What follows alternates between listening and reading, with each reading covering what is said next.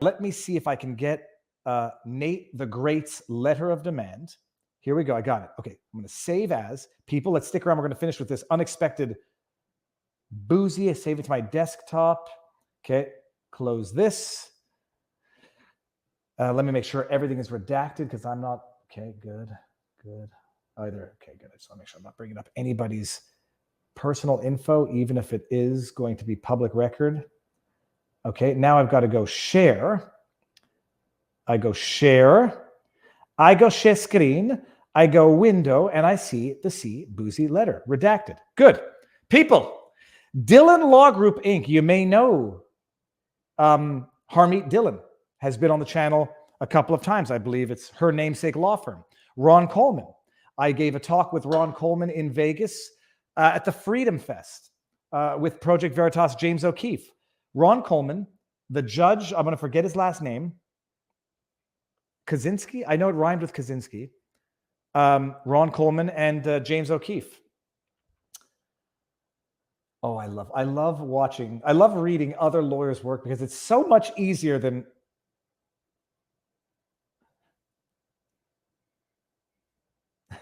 Someone says, Janetta now says, yeah, this chat was funny half an hour ago. Now it's just stupid. I have not been keeping up with the chat, so don't hold that against me. Let's read this letter of demand. My father always said it's those who those who make the mistakes are the ones that do things. I'm not going to pick this apart for the purposes of anything. It's just fun to read this. Letter of demand. What's another term that they have in different jurisdictions? Letter of demand, cease and desist, whatever it is. This is what proceeds, comes before the lawsuit. Send a letter of demand. In defamation, ask for a deletion, retraction, correction, apology, mitigate damages if there's punitive damages in your jurisdiction. And if they don't, which Christopher Bouzy is not going to do, then you sue. Dylan Law Group. I'm fairly certain. Let me just see if it's, I know it's Ron Coleman because, yeah, Ronald D. Coleman. Maybe I won't make any Ronald jokes. Okay, just the name. I was going to say there's Ronald, Donald, and yeah, Ronald. So you got Ronald DeSantis, Donald Trump, and Ronald Coleman. Dear Mr. Bouzy, they're starting it off soft already. Dear Mr. Bouzy, we represent Nathaniel James Broady, Esquire, who owns the YouTube channel Nate the Lawyer. We write regarding certain false and defamatory statements made by you concerning Mr. Broady on Twitter beginning on September 19, 2022, and demanding that you delete or, if already deleted, retract the statements made in these tweets. Your failure to do so will result in legal action. Someone online has been dissecting this and took issue with the fact that how can you delete and then retract? Deletion is not retraction, people. Deletion is arguably concealment. But like we discussed actually on Eric Hunley's channel right before we came live here, Nate Broady, who was on the stream, he made the good analogy. Like once upon a time, defamation wasn't like digital. It wasn't printed necessarily. It was spoken, in which case it would be slander. Slander is spoken. Libel is literary, written. Just remember it. But you'd make a statement. It's not because the statement disappeared that it wasn't defamatory. So it's not because you delete a defamatory statement that you've retracted your defamatory statement. Two very different things. Deletion could be the first step, or it could be a step in concealment. Retraction is a formal, I hereby retract the statement that I formally deleted because it was defamatory. Let's see. Oh, beginning on that date until the present date, you have falsely claimed on Twitter that Mr. Broady has lied about his credentials. I heard that. Professional experience. I heard that. Media attention, and other matters affecting his personal and professional reputations. You have also falsely stated that Mr. Broady has engaged in criminal conduct and stated or implied that he is currently engaged in criminal or fraudulent conduct. I heard that. The only question is going to be, can he weasel out of it by saying, oh, that's what I understood from what Nate said in a stream. In addition to demanding deletion or retraction of these public statements, we write to place you on clear notice of the truth concerning these matters, with the caveat that our immediate concern is the most serious and harmful of these defamatory statements, and the failure to include any others is in no way an admission of their truth. We're getting the big ones. If we've forgotten any other ones, this is not a, what's the word? We're not precluded from raising other defamatory statements at a later date. Now let's see if the Bouzy bucks are coming here. They've created this thing called Bouzy bucks, this term. people are supporting Nate by donating to the fund which serves the lawsuit, and by supporting his channel with Bouzy bucks. It is. I say it's hilarious. The internet has a sense of humor. You get everyone together, the good jokes are going to rise to the top. When people now do super chats on Nate's channel, they're called Bouzy bucks, and it's classic. The COVID-19 vaccine side effects are due to climate change. Sorry for Latmig. Thank you for the Rumble rant. That was a $5 Rumble rant. Okay, back to this letter of demand. Claims that Mr. Broady is not a lawyer. He's going to say, I didn't say he wasn't a lawyer. I was just asking whether he's a lawyer because I couldn't find him when I looked him up. By the way, Bouzy, I couldn't find Nate either when I was trying to initially find whether or not he was actually a lawyer. But I didn't go out and say Nate's not a lawyer. I took for granted it was probably because of my deficiencies in either spelling Nate's name properly or looking in the right spots. I remember after we did the first stream with Nate Broady, and for those of you who are new to the channel, go check it out. It was, I think it was a great interview because I got to discover Nate Broady. I didn't know him. He had 800 subs when we first met online. And we did this stream, and I said, this stream is fantastic. But I realized, like an idiot, I didn't even double check that Broady was the actual lawyer before the stream. I didn't think he was lying. But you never know. So I tried to find him afterwards. And his online name is Nate Broady, Broady. And I couldn't find him in the New York law books, whatever they call them. It's because I was spelling his name wrong. Mr. Broady is the licensed attorney in the state of New York and has been since 2016.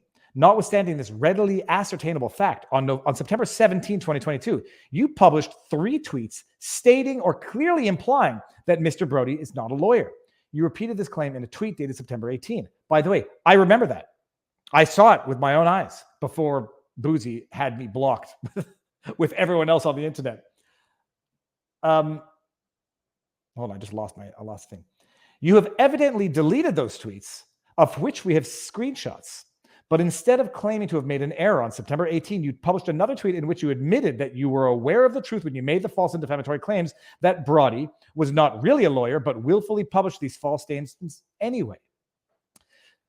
So he says, or you are just, this is Bouzy's response to other people saying, he is a lawyer, what was your problem? He deleted those tweets, but then published this as a reply, or you are just unable to read in between the lines. So he didn't actually say this, just read in between the lines. I already had the information that Nate was a lawyer and was waiting for someone else to tweet it so I wouldn't be accused of doxing. Reread the thread slowly. Haha, throw in the insult. So basically, if the context is being accurately represented here, and I have no doubt that it is because Nate, the lawyer, is not going to misrepresent. After publishing the tweets and deleting them, Nate's not a real lawyer, blah, blah, blah. He says, no, I knew he was. I was just waiting for someone else to correct me so that I wouldn't be accused of doxing Nate, even though Nate's in the book of lawyers of New York State. So he's saying, I did make the false statements. It was done so that someone would correct me with Nate's actual information so that I wouldn't be accused of doxing. And I knew that to be the case. The conclusion here, which is fleshed out, that Bouzy knew the tweet, that Bouzy is admitting or saying that he knew that Nate was a lawyer. And when he tweeted out that Nate wasn't a lawyer, it was on purpose so that someone would correct him, point it out so that he wouldn't be accused of doxing Nate. Well, that's an interesting strategy, but that might in fact be evidence that you knew Nate was a lawyer when you were publicly casting aspersions, suggesting, or if not explicitly stating that he wasn't a lawyer. So congratulations, you done played yourself, Bouzy. The claims are false and defamatory. You must delete or retract them, or if appropriate, by October 3rd, face legal action. Claims that Mr. Broady engaged in misconduct as law enforcement officer. This is going to be the interesting one. You also made other false and defamatory statements on Twitter, specifically claiming, 1, that Mr. Broady was never a prosecutor. That as a university police officer for the city of New York, Mr. Broady planted evidence on suspects. I saw these tweets. It was outrageous. That Mr. Broady falsified evidence relating to criminal suspects and the date. That Mr. Broady is stealing money donated for legal fees in connection with this matter. Bring in the dates. They're false, yada, yada, retract or delete. You claim Broady planted evidence was presumably based on your understanding of tongue-in-cheek comments made by Broady in a December 12, 2020. Nate the lawyer live stream. There's the link. Everybody can go watch it because I think, can I see it? No, it's not a hyperlink. I saw the clips. If anybody watches that and seriously thinks that Nate, when he was talking contextually about how he used to be a prosecutor, he used to be a cop, he knows how those things work. Cops would come to him and he knew that they were planting evidence. He's like, come on, I used to do that shit. And he says shit. I used to do that shit. If anybody, I used to do that shit. I used to be an officer. Yeah. And then goes on to say, but it becomes very difficult when you have to go after these cops for doing illegal things. When he said, I used to do that shit, if there's anybody who understood that seriously and plausibly to mean I used to do that shit as in plant evidence versus I used to do that shit as in be a cop, work the beat, as they say, you might have misunderstood it. To go out on social media without any more evidence than that and then say definitively he planted evidence, everyone who's been arrested by Nate should challenge their, challenge their convictions, challenge their arrest. And then he pulled the race card that he's doing this to other black men. I mean, it was pretty over the top disgusting. Anybody who understood that seriously should check their comprehension skills.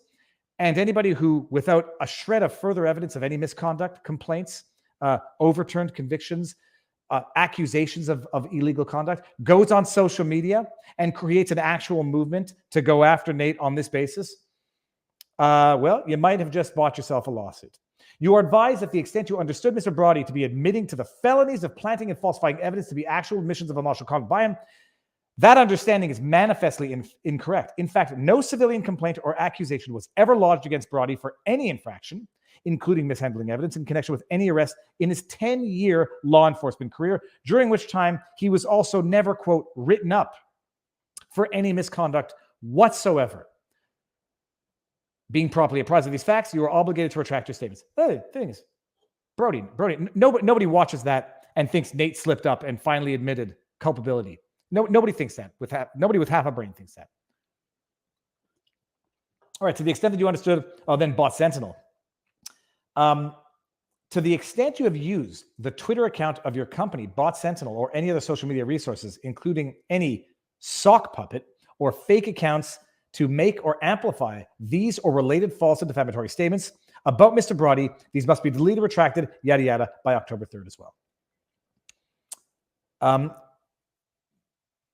This is pretty straightforward. Let's see what we got here. This demand also includes Bot Sentinel's report of the same day claiming that Mr. Broady's Twitter account was disruptive and that people engaging with his account are at some kind of risk of false claim. This is where you get into like tortious interference. I don't know. It's jurisdictional. I don't know what the exact laws would be in any given state, but you have tortious interference with contracts, tortious interference with business relations. To the extent that Christopher Bouzy is falsely saying, and even if it's accurately saying, that he's going to go interfere with people interacting with Nate Broady because his company has identified Nate's Twitter handle as being disruptive, which is a joke in and of itself. He's disruptive. I'm in the blue, which I don't mind because I think I'm still good, even though I use swear words from time to time. A screenshot of the retweet by you crowing about this presumably rigged report is shown at Figure 2. All the foregoing, yada, yada, yada. Okay. Failing the same, you and Bot Sentinel and any other person working in concert with you, promoting these false and defamatory statements about Mr. Broady will be subject to legal action to vindicate Mr. Broady's reputation and his legal rights. Our client reserves all his rights in connection with the foregoing. Let's just see if I can bring this tweet up a little bit. Twitter wasn't impressed with Nate's abuse and targeted harassment, so they locked his account for a while. His Bot Sentinel rating is definitely accurate. Whoopsie doodle. Anyhow, that's the letter of demand. It is going to lead to a lawsuit because methinks Bouzy, Bot Sentinel, they're not going to retract squat. They're not going to correct squat. Yeah. Artistic Freedom says, Viva, your video of the frog was more exciting. No, dude, reading a letter of demand is the most exciting thing in law. He's going to get sued. And by the way, let me see if I can find Nate's give, send, go, Nate. I hope it's give, send, go, and not GoFundMe. Oh, it better not be GoFundMe.